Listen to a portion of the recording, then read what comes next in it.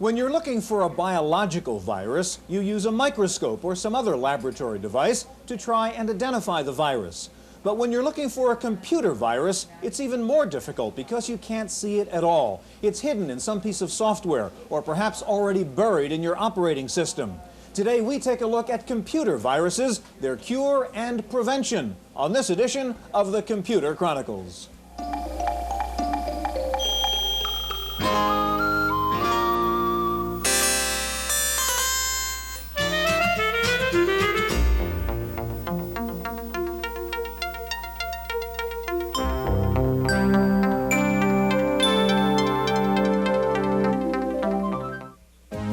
Computer Chronicles is made possible in part by McGraw-Hill, publishers of Byte magazine, and Bix, the Byte Information Exchange. In print and online, Byte and Bix serve computer professionals worldwide with detailed information on new hardware, software, and technologies. Welcome to the Computer Chronicles. I'm Stuart Chaffee, and this is Gary Kildall. Gary, you know, in the old days when some disease went through the country, the medicine man went from town to town selling his snake oil. Now that computer viruses are spreading throughout the country, the software houses are coming up with their snake oil. Dozens of antivirus programs like Vaccine, Immunize, Disk Watcher, Data Physician, Mace, and on and on and on. Gary, there's a kind of folklore developing around the guys who create these computer viruses. Do you have to be a programming genius to create one? Well, Stuart, not really. There's really two issues: the creation of the virus program itself and getting it installed. The simplest case, a virus program would just find the beginning point of a program and jump to a little piece of code that's been patched in, and if it's the right day, then it zeroes your disk out, and otherwise it just passes the control back to the program. Breaking into a bulletin board isn't very difficult because most of those bulletin boards are based on PCs, and they weren't built to have the protection in the first place. Breaking into a mini computer mainframe is more difficult, obviously. But it would be nice to see some of these efforts going into virus programs, put into programs that are really useful for the industry instead. You know? Gary, today we're going to take a look at computer viruses. We'll find out how they infect your system. We'll give you advice on how to prevent them, and if it's too late, how to locate and destroy viruses. We're going to begin today by visiting NASA's Ames Research Center at Moffett Field, California, to find out how they dealt with that massive computer virus that attacked over 6,000 systems on the ARPANET network last November.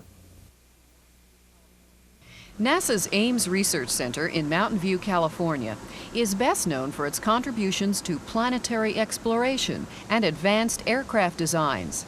But recently, Ames became the latest victim of a computer virus, a damaging piece of code released into its computer network through a gateway, in this case, electronic mail.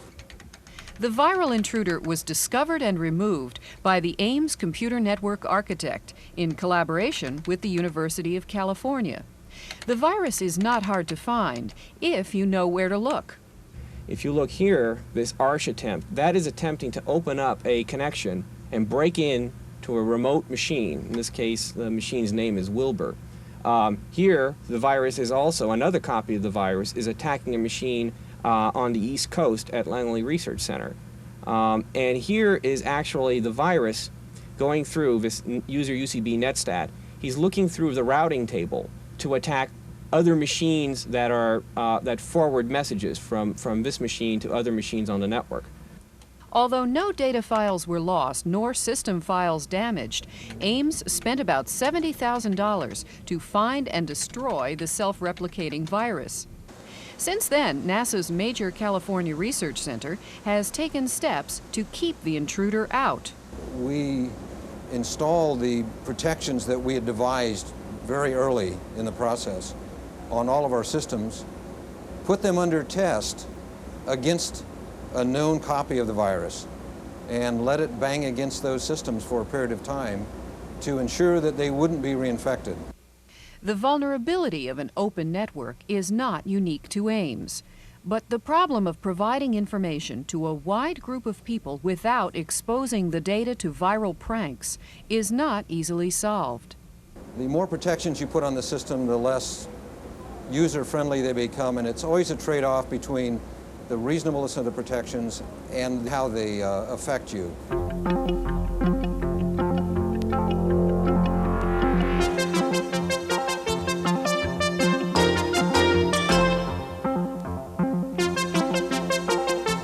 Joining us in the studio now is John Dickinson. John is director of PC Labs, a division of PC Magazine, and next to John, Andrew Siebold, a member of the board of the National Land Labs and publisher of Outlook on Professional Computing. Gary?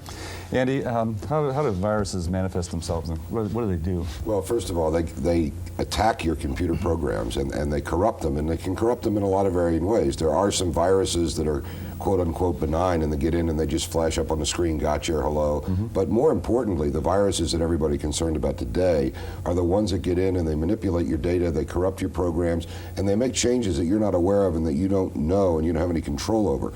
They can go so far as to actually change data in an accounting file, they can change a word processing file, and they can multiply themselves from one application to another application, pretty soon taking over your entire hard disk, so none of your programs will run or operate properly. Before you even get to know That's right, before you even know they're there. What's the motivation behind people that do these things? You got any idea, John? It baffles me. I mean, there is potential for criminal intent, of course, there always has been, but it seems to me that the viruses that have been coming on so far have been nothing much more than malicious mischief. Okay. Now, there's also, we heard about worms and viruses and Trojan horse and so forth. What are the differences between these kinds of programs? Well, let's see. A virus will actually corrupt programs to the extent that they can in turn corrupt other programs. So they will work on executable files, they will install themselves inside the executable file, much as a real human virus installs itself inside of you, and then you can in turn infect me.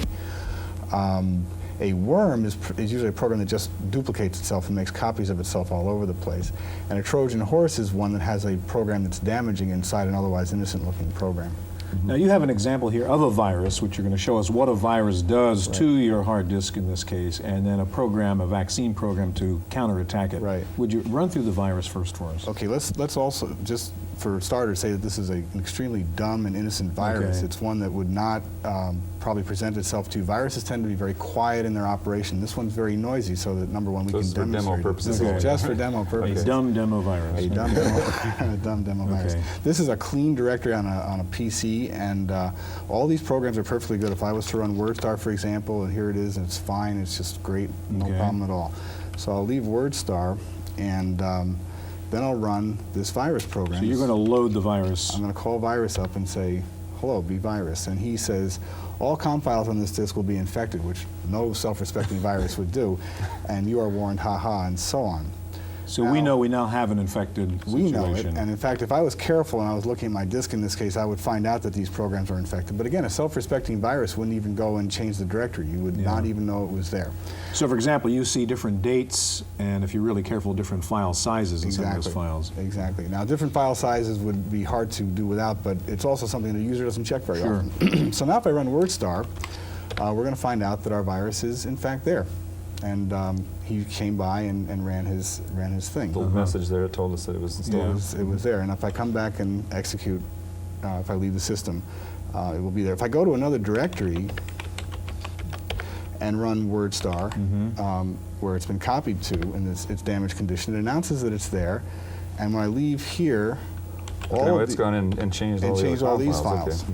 And it's done. So in other words, the copy of WordStar now carries the infection with it Yes, to wherever I potentially go. the next user who might have taken that copy. So if I take this copy of WordStar and I give it to you, Stuart, and you take it home and put it on your PC, it's going to start infecting files in any directory that you operated on in your PC or any disk. Okay, now you have a Flu Shot Plus program now that's supposed to detect some of these things? Right. The Flu Shot Plus will detect programs that are working at the software level on your programs, and we'll be able to detect this virus if I run it. Okay. Okay, let's put it back. And now if I run WordStar in this directory, where again the corrupt version of WordStar has been installed, here it is, we'll run it, and FluShot comes up and says, here's this program, it's trying to mess with your files. Now what does mess with your files mean is it's working on the written copies of your files. It's modifying the files on your disk. So the first thing FluShot did was find that there was a virus in your system by warning you. Okay, what happens next? Now it says to me it's trying to modify all these files, and FluShot gives you the ability to go ahead and let the program modify files, and the reason that it has to do that is that any self-respecting ordinary application program, in order to do its work, will be out working on your data files all the time. Otherwise it's not doing very much for you at all. So in this case, to let the program go, I'll just let it go and ruin all my files. And when I leave WordStar, it will be all the files No, are good. that's detecting the virus through preventing a write operation on the disk. Now, there are other ways in which the virus could operate, though, right? That is that we correct. could get around that. That is correct. You can write a program that goes in at the hardware level and controls your hardware and doesn't let the operating system know what's actually going on. Flu shot and programs like it depend on viruses being, let's say, well behaved. They actually go in through software facilities that are available on the PC and modify your files. So just because you have a vaccine-type program like a Flu Shot Plus doesn't mean you're protected from viruses. Right. It means you're protected from what I would call relatively minor viruses. And in fact, tell us about the original Flu Shot. Well, the original Flu Shot was in fact corrupted by a virus. And that's why there's a Flu Shot Plus. That's correct. Okay. Andy, real quickly, what is it? Where would you be in danger of getting the virus into your system? You know, if you have a standalone system and you're buying all off-the-shelf software from known vendors, and you don't exchange disks with people, and you don't talk on bulletin board systems through modems and things like that, chances are you're pretty safe, all right? But if somebody brings a disk over and you exchange it, if you call a bulletin board and you download some programs that are available, or if somebody says, hey, take my WordStar file even, right, and bring it up on your system and work on it, viruses can be transmitted that way. You just can't tell, so you have to be real careful. If you're attached to a network, it complicates the problem dramatically because you don't know where on the network a virus can get interjected and what it will do on a network. Okay, John, Andy, we're going to ask both of you to come back a little bit later in the program, and we want to talk about safe computing practices. Also, in just a minute, we'll take a look at some vaccine programs for the Macintosh. First of all, a visit to a small business that was infected by a computer virus to find out what they did about it. Wendy Woods reports from Santa Clara, California. The idea seemed harmless enough. Susan would take home a data disk to continue her work on her home computer. Little did she know the next morning that same innocent-looking disk was coming back to work infected with a data-killing virus. The virus would come to be called by the name of the day it struck, Friday the 13th. I thought I had a hard disk crash at first, but after I delved into it a little bit, I found that the disk was fine. Mechanically it was fine, but there was no software in there. The boot tracks were gone, the system tracks were gone, the file allocation table was gone. It was just scrambled. It was still there, and the root directory was just absolutely trashed. The virus, which came from a game on Susan's home computer, ultimately forced Jim to wipe his hard disk clean.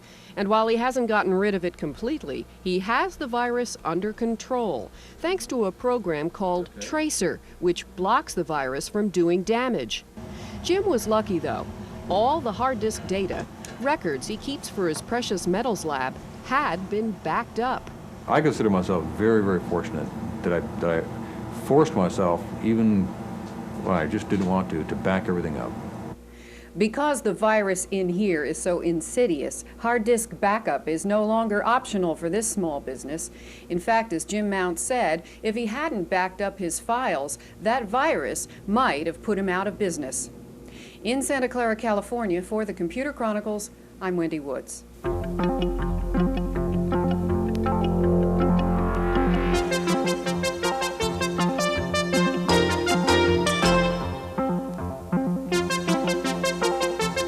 Joining us in the studio now is Robert Capon, president of HJC Software, the makers of Virex. Next to Robert is Jack McDonald, president of Magna, the makers of Empower security software for the Macintosh. Gary? Jack, one of the things that's happened in our personal computer industry in general is there really hasn't been any access control. You know, you start your computer system up and put disks in it, and the second issue that we're talking about, the creation of the virus is the first one, and access to the computer system is the second one. Talk to us a little bit about control of access. Well, you know, as you stated, there really hasn't ever been any security on Macintoshes especially. It's just there's no security to breach, so therefore it's really easy to get in. Therefore, a virus-type program can go in and attack any program on any hard disk, any floppy. And with an access control program such as Empower, you can limit who can make changes to your programs and therefore prohibit viruses from attaching themselves to any program. All right, you've got another approach, Robert, which is Virex. And let me ask you, it's not quite a vaccine program, is it? How would you describe Virex? Well, it's a very complementary approach to the security awareness product that Magna markets. It's a Class 3 product, and that means what it does is detect known computer viruses, and if a virus is present, it gives you the ability to eliminate the virus by wiping out the virus and restoring infected files to their pre-infected state. Well, the key word there is they're known viruses, right? You That's have to correct. go in there and look for patterns and so forth that those particular viruses would create. That's right. We're looking for known viruses, and if and when new viruses occur, we plan to update the product with the ability to detect and combat those viruses. What does that mean, a known virus? One that has been diagnosed as being a virus with known characteristics, and one that we are aware of. In this industry, there's a lot of hysteria about viruses, and there are reports every day about possible new viruses, and most of those are typically not computer viruses. They're just other phenomena, other problems that arise. Could you give us a demonstration of Virex and show us how it would work on the Mac? Certainly. And just give us kind of play-by-play as you go here, Robert. What's Basically, we remind users, we give them an important word about computer viruses, and we remind them that we combat only known computer viruses. We also emphasize the importance of backing up software, because we think that in addition to using a product like this, it's very important to have good backup procedures to use reliable and reputable software. Okay, so you have Virex up now on the Mac. That's right. And when it comes up, it has a help screen that provides online help to the user and providing very useful operating instructions. And basically, in this part of the screen, we have 3 action icons that enable you to diagnose, repair, and to get online help. So where's the virus right now in this system? You're going to put one in there? Well, in this case, Virex shows you the diskettes that are that it can see that are loaded into the system, and we toggle icons on and off to activate them. This diskette here has programs on it that are infected with the Scores virus, and we can diagnose that diskette by clicking on one icon. Again, this is designed not to be an extremely easy program to use, point-and-click type of interface. Okay, so we now What's it telling us that we have the Scores virus in the That's second right. drive. It tells you infections were detected, consult the above listing. And what it does is it tells you the diskette, the file, and the actual program that's infected. Okay, Rob, you can now repair that disk? That's right. Okay. Let me demonstrate that. We repair the disk by clicking on one icon. And what is it doing then when it's repairing the disk? Right now, what it's doing is it's re-examining the disk for infections, and then it gives you the option file by file to repair them and to restore them to their original state. Now, we're able to do that because we know the exact characteristics of these viruses. We know exactly how they alter programs, and as a result, we know exactly how to repair the files and to undo the damage that was done by the viral infection. And so it's completed now, and you have removed the virus from that one floppy disk. That's right. And if we were to re-examine that, for example, we'll see that... so you can do that diagnose again to see if it's clean? Right, and if you did that, you'd find that the diskette was clean. Okay. I'm going to ask you if you can slide the keyboard over there to Jack and get out of Virex so we can take a look at this other approach here. Jack, while Robert is doing that, tell us about, you have a program called Empower, which talks about, which deals with security, as you and Gary were talking about before. What exactly does it do? Empower is a full-featured access control and automatic data encryption product for the Macintosh. We have ability to use multiple users and multiple groups on the Macintosh, and also at the same time doing transparent data encryption to really ensure that data is protected. Okay, and from a virus point of view now, is this, having this kind of security system, protection against a virus? Yes, you can use Empower to help prevent the spread of viruses.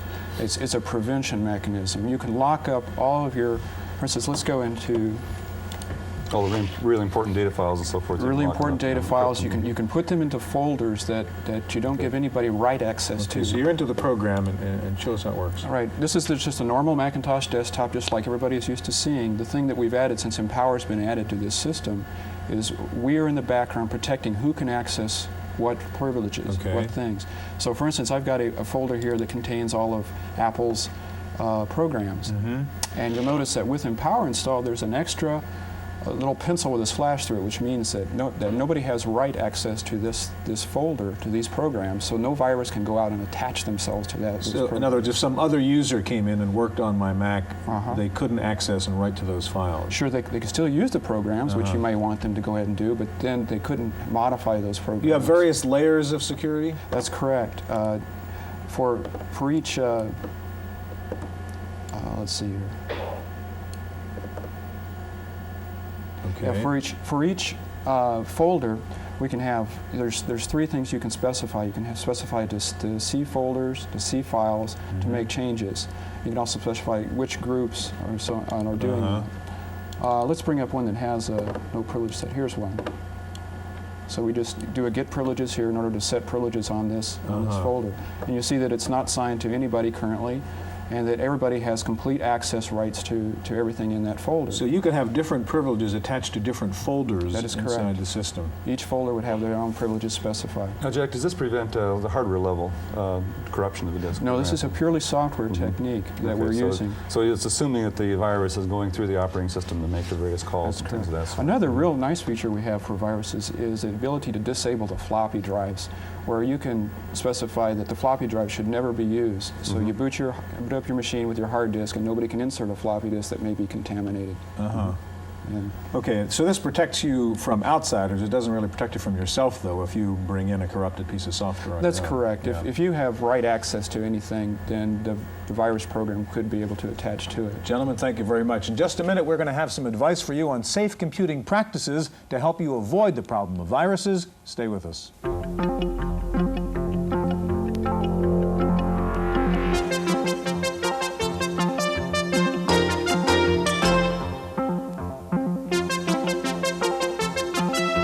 Back with us in the studio is John Dickinson of PC Labs and Andy Siebold of Outlook. Gary? Andy, you work with LAN Labs. You come up with a set of rules or guidelines to abide by for safe computing practices. So can you tell us a little bit about that? Okay, well, the National LAN Lab is a nonprofit organization, first of all, and there are a number of vendors in the community who are involved in supporting the operation. And the set of guidelines that they came up with for quote-unquote safe computing are things that make sense. You know, you don't put a piece of software on your machine if you don't know the origin of it. You don't swap software with people. You don't. If you call a bulletin board, you have to be very careful. You have to know the bulletin board. You have to know who runs it. You have to be very careful of the types of programs that you download. Basically, you need to know the origin of every program that comes into your system. You need to know the origin of every file that comes into your system, who has access to your computer. There's security issues as far as when you're not near your computer, who can get on it, how it's connected to a network, how it's connected to mainframes and other computers which are external. The recent ArborNet thing is a good indication of what can happen. I mean, it just takes off like wildfire. And basically, it's all common sense. There are some very, very important things. You have to back up your files, and you have to back up your programs and your system files, and you have to be very religious about that. You have to have a set of known good programs, because the only cure, if you have a virus that infects your system, you're going to have to dump it. You're going to have to lose all your data. Then you're going to have to bring it back up and reformat it, and then you're going to have to reinstall your programs, and at the point of reinstallation, you're going to have to check the ones that you're reinstalling to make sure you don't duplicate the problem again. Well, well, John, actually, this would be a good question for you. Is how effective are these antivirus programs, like the offshoots of flu shot and so forth? At some level, they're effective. I mean, to the extent that viruses are well behaved, they're effective. At least in the PC environment, it's perfectly legitimate to write a virus that legitimate, that's the wrong word, to write a virus that works at a software level and corrupts files that way, but it's also not difficult to write one that works down at the hardware level and is below the level that a virus protection, a vaccine program can detect. John, are any of these so-called vaccine software programs effectively, essentially useless? I mean, they don't really do anything? Well, useless is a little bit of a strong word. I think that there's some measure of protection that you can get, but what I'm concerned is that people will get a false sense of security. I think they're protected against everything. Yeah, Andy, I wanted to ask you about that, because I know the LAN Labs did not endorse any vaccine software, and I was wondering why. Well, there were two reasons. Number one is some of the members of the LAN Lab felt that there was a potential here for somebody to interject a virus into the computer community and then make money by actually coming out with a vaccine, all right? So they were concerned about that. The other is that there are so many different types of virus, there are so many different types of games that programmers can play, that to endorse that type of thing There isn't one that does it all. Finally, in the PC Lab study, did you come up with any particular vaccine programs that the magazine's recommending? Nope, we're going to do another one pretty soon. Take a look. Okay, gentlemen, thank you very much. That's our look at computer viruses. We'll be back in just a minute with this week's computer news.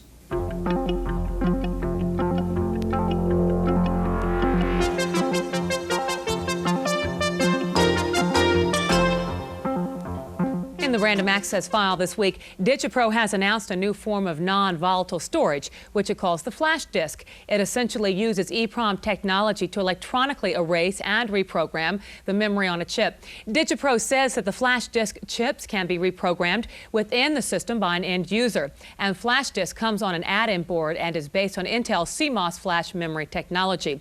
DigiPro says the flash disk supports MS-DOS and the VAX environment, and both 16 and 32-bit architectures. DigiPro sees the initial market as laptop computers and CAD systems. A 5-megabyte version is due out in the first quarter of the year, with a 300-megabyte flash disk promised later in the year. Microsoft has announced another delay in the release of Word 4.0 for the Macintosh. The company says the delay is due to continuing efforts at optimizing the speed and memory requirements of the program. Microsoft says Word 4.0 should be out by the end of February. Meanwhile, Forbes magazine says Microsoft is among the 10 most profitable companies in the country.